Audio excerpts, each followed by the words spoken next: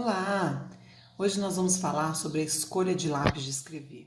Se você é uma daquelas pessoas que quando chega na papelaria tem muita dúvida se escolhe um personagem ou se escolhe uma marca já conhecida, hoje eu vou comparar para vocês, vou falar um pouco sobre vários produtos que estão disponíveis em uma papelaria comum e comentando, baseado nos conhecimentos de ergonomia, nos princípios de ergonomia e fisioterapia. Bom, vamos começar falando sobre a pessoa que vai usar o lápis de escrever. Você está comprando esse lápis para quem? Para uma criança na idade de alfabetização, para uma criança que já sabe escrever, ou para um adolescente ou um adulto. Isso vai interferir na sua escolha. A criança que está na fase de alfabetização, ela está começando a aprender a manusear o lápis. Então, a princípio, ela começou a aprender a segurar o lápis assim, fazendo apreensão palmar. E então ela vai fazer um processo até chegar no ponto de pegar o lápis na posição correta, fazer a pega adequada, né? Para isso, é ideal um lápis jumbo, porque ele é mais grosso, esse lápis é um jumbo triangular, então ele é mais grosso, facilita a pega para a criança. Então não é adequado nenhum lápis fino, porque ele seria uma maior dificuldade na coordenação motora fina. O lápis fino, a criança pequena, ela vai conseguir segurar, mas na hora de coordenar o movimento da escrita, se tornará mais difícil para ela. Bom, qual lápis jumbo? Existem vários no mercado. Eu vou comentar sobre dois. Esse é o da Faber-Castell. Eu considero uma desvantagem o fato dele ser tão pequeno, porque ele acaba rápido, né? E o preço dele comercial é quase igual ao mesmo de um grande. Um lado vantajoso é que os apontadores de lápis jumbo quase sempre dão certo para Faber-Castell. Fica atenta, porque alguns lápis jumbo não se encaixam em qualquer apontador jumbo, tá?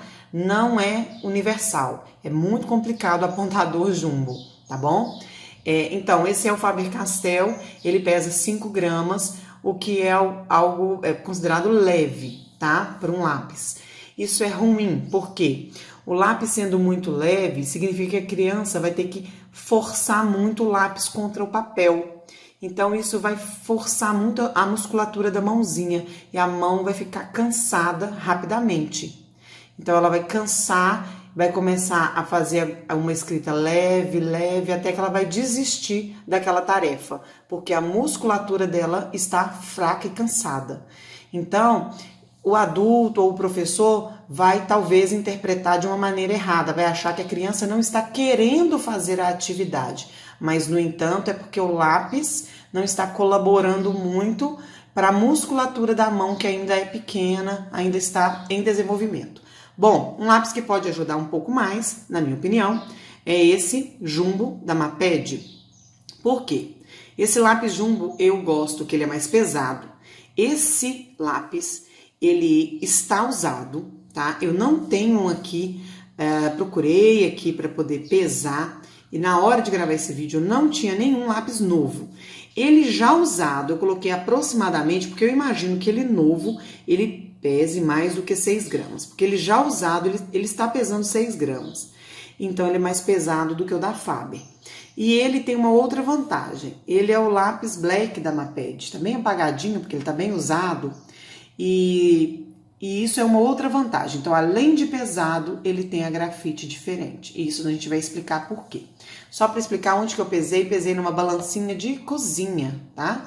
Mas ela é bem precisa, ela tá novinha, então eu vou confiar bastante na precisão dessa balança. Pra gente passar, então, a entender. A criança, ela vai ter que riscar, né, o lápis contra o papel. Na verdade, é o papel que risca o lápis, mas isso não vem ao caso agora.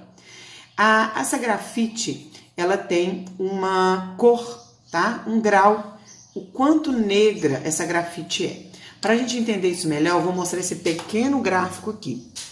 A grafite, ela tem uma escala de medida. Essa escala é variável, ela não é universal. Existe uma escala norte-americana e uma escala correspondente europeia, tá? Essa aqui é a europeia. Então, o F seria o nosso meio dessa escala, que é uma indicação de ponta fina. O HB é o nosso meiozinho que a gente mais encontra nas escolas, a indicação para se comprar um lápis HB, tá?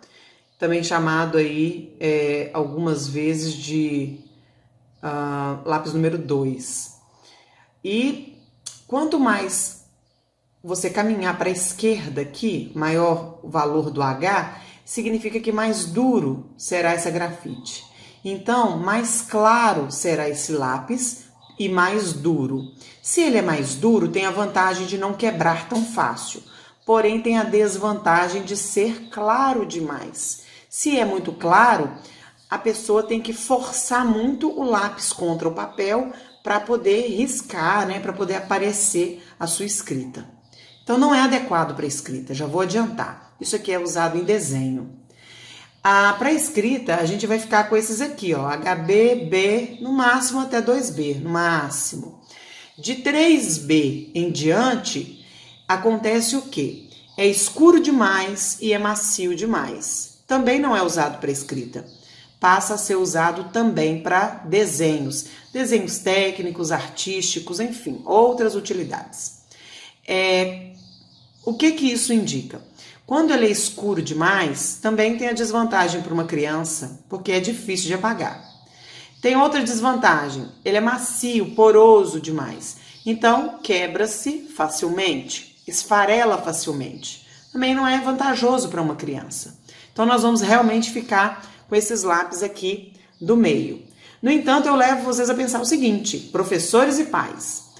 Se a gente tem uma variedade tão grande de grafite, por que uma escola diria que simplesmente o lápis HB é o único para todos os alunos? Eu concordo que para uma prova, como por exemplo para o Enem, né, ou para um vestibular, um concurso público, tudo bem você determinar um lápis. Eu quero que o aluno use o tal lápis, porque as provas podem ser padronizadas com um único tipo de lápis para um jovem usar, porque, enfim, a prova vai ser corrigida por uma máquina e a máquina só leu aquele tipo de grafite. Isso é fácil da gente aceitar. Agora, durante a vida escolar de uma criança e de um adolescente, eu acredito, baseado no conceito de ergonomia, que seria mais ideal a gente escolher baseado na pessoa. Eu acho que não é no grupo, não é falar que um lápis HB tem que ser usado para 1000 alunos de uma escola, mas que isso deveria ser facultativo ou de acordo com a necessidade de cada indivíduo. Deveria ser respeitada a necessidade de cada indivíduo. Isso baseado no princípio da antropometria e da ergonomia, enfim, né? De acordo com as necessidades de cada indivíduo, a gente deveria escolher qual o melhor lápis ou lapiseira, ou enfim, qual o melhor instrumento para ele trabalhar, ok? É um instrumento de trabalho como de qualquer outra pessoa. Voltando então, qual a vantagem do lápis jumbo para criança na idade de alfabetização? Esse Maped. Então, jumbo, triangular, né? Fácil para a criança pegar, ela está começando a apreensão correta, então ele tem que ser jumbo por isso. Porque ele tem que ser essa grafite mais escura, esse black. Porque, como você vai ver aqui, além de ser mais pesado, o que facilita, além do peso da mãozinha da criança contra o papel, é o peso do próprio lápis contra o papel. E para ajudar, esse grafite é o 2B. Como você pode ver aqui, peraí, vamos ver o foco. É o grafite 2B. Então, ele é mais escuro do que o grafite HB. Então, se ele é mais escuro, com um pouco de força, eu já risco bem mais o papel, ok? Vamos voltar esse Paris redondo para o lugar aqui. Bom, porque eu selecionei os finos? Agora vamos passar para a criança que já domina bem a pegada do lápis e os adolescentes. Eu coloquei várias opções aqui de lápis. Vamos falar agora do formato do lápis. A gente tem basicamente 3 formatos. O formato circular, que rola na mesa. Se ele rola na mesa, ele é adequado para as pessoas que têm um ótimo domínio com o lápis, porque ele é bom para rolar na mão, ok, mas ele também é bom para rolar e cair no chão. Então, um adulto, um adolescente, não vai ficar deixando cair no chão, mas uma criança que ainda está dominando o ambiente espacial, ela vai deixar ele cair no chão. Então, nós temos que procurar objetos que não vão rolar com facilidade na mesa, que vão ser colocados, né, ou posicionados na mesinha do estudante com maior facilidade. Então, aquele pai, aquela mãe que tem costume de ouvir do professor: seu filho não organiza bem os materiais, seu filho deixa tudo cair pelo chão, como se o seu filho fosse um espalhafatoso, né? Como se ele fosse, de propósito, uma pessoa que joga as coisas no chão. E não é isso. Então, tem vários fatores acontecendo na medida que a gente cresce, e um dos fatores também está na escolha dos objetos. Então, o lápis circular, a caneta circular, tudo que é totalmente circular, ele vai rolar mais facilmente. Nós não vamos comprar isso para as crianças. Nós vamos comprar, então, o triangular, que é o caso da Maped aqui, ou o hexagonal, que é o caso desse Staedtler que está aqui, tá? É um lápis alemão, muito bom também, que está aqui. Ele é hexagonal, ele tem, então, uma estabilidade muito melhor, é mais difícil de rolar na mesa. Vantagens e desvantagens, então. Eu vou começar dos outros aqui. A grande vantagem desse lápisinho alemão, que tem ele nesse dourado, nesse azulzinho aqui metálico, e tem várias outras cores, é o peso dele. Ele pesa 8 gramas, é o mais pesado de todos. Por que que isso é bom? Como eu já disse antes, o aluno não tem que fazer tanta força entre o lápis e o papel. Com pouca força, o grafite já vai fazer o risco aqui no papel. Por quê? Para ajudar, tem a força do próprio lápis contra o papel e a força do peso aqui, né? Da gravidade aqui com a massa. Então, isso é ótimo. Ótimo para ajudar a criança na escrita. Eu coloquei alguns lápis aqui, como essa marca que não é conhecida, é Cerelep, que é um lápis que pesa 6 gramas. Coloquei o da Faber-Castell comum aqui, que é um lápis ecológico. Vale a pena falar isso, que para as crianças isso é importante, que está alinhado com aquilo que elas estudam, né? É bem legal para elas. Esse outro aqui, ó, um simples, 4 gramas. Esse outro que é da linha da Faber-Castell, que tem glitter. Então, ele tem uma camada porosa que não escorrega tanto na mão. Já é um pouco melhor. Só por isso, ele já pesa 6 gramas. Só por causa da capinha diferente, ele já ficou mais pesadinho. É melhor, né? Mais pesado. Então, vai me ajudar a riscar melhor o papel. E coloquei um tris. Eu gosto muito dessa marca tris para lápis de cor, porque ele não quebra tão facilmente, ele aponta fácil, né? Só que esse aqui tem duas desvantagens. Enfim, a desvantagem, ele não é tão escuro, né? Ele é um HB comum e ele é redondo, ele é totalmente circular.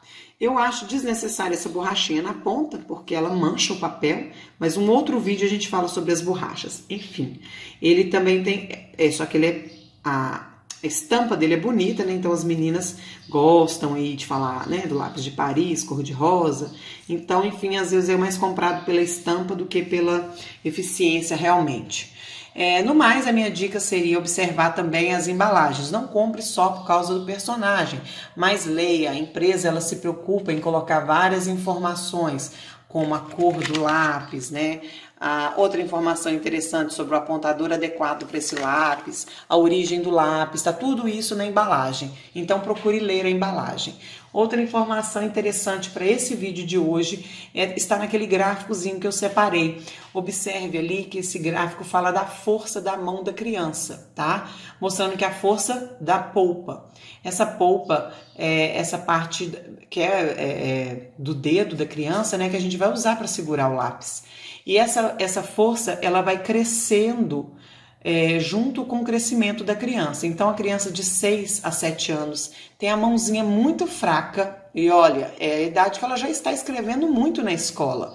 Depois, vai crescendo, observando que a partir dos 11 e 13 anos, a força da mãozinha do menino começa a desenvolver mais rapidamente do que a força da mão da menina. E aí, então, você chega aos 17, 19 anos com a força muscular da mão já, né, no patamar da força das mãos de um adulto. Bom, o que é interessante observar? As mãos da criança, as mãos, elas não estão totalmente fortes, totalmente prontas para tarefas pesadas. E o esforço repetitivo, que é segurar o lápis, manter esse lápis. Observa, eu coloquei aqui um adaptador para esse lápis, para a gente ensinar para a criança. Ensinar, não viver com esse adaptador. Não é permanecer com ele por muito tempo, mas só ensinar a criança a posicionar os dedos no lápis. Então, você, voltando ao que eu estava falando, a musculatura da criança, ela ainda está sendo desenvolvida. Então, o movimento repetitivo da escrita, ele não pode permanecer por muito tempo. A escrita no quadro, ela deve ser para um registro, ou dever de casa, né? Ou atividade que seja, é um registro, é uma coisa não tão longa, para que não tenha prejuízo, né? Essa musculatura, assim como as articulações e tudo mais, todos os outros componentes aí da mão, do punho dessa criança, porque está em desenvolvimento, não é igual a de um adulto. Então, o professor aguenta escrever muito mais do que a criança. O papai e a mamãe aguentam escrever muito mais do que a criança. Então, você não vai fazer uma tarefa para o seu filho da mesma forma que a sua mão aguenta fazer. A sua criança aguenta fazer muito menos. A mão dela vai ter fadiga, vai ter cansaço. E quando a gente tem cansaço, a qualidade do que a gente faz começa a ficar ruim. Então a letra começa a ficar feia, o colorido começa a ficar feio, a gente fica cansado, é um cansaço muscular. Então fica essa dica aí também, né? Então, além de escolher um bom lápis muscular, conheça bem a sua criança, conheça bem a etapa do desenvolvimento que ela se encontra e observe bem a escolha do lápis. Use material que vai auxiliar a sua criança. Até o próximo vídeo.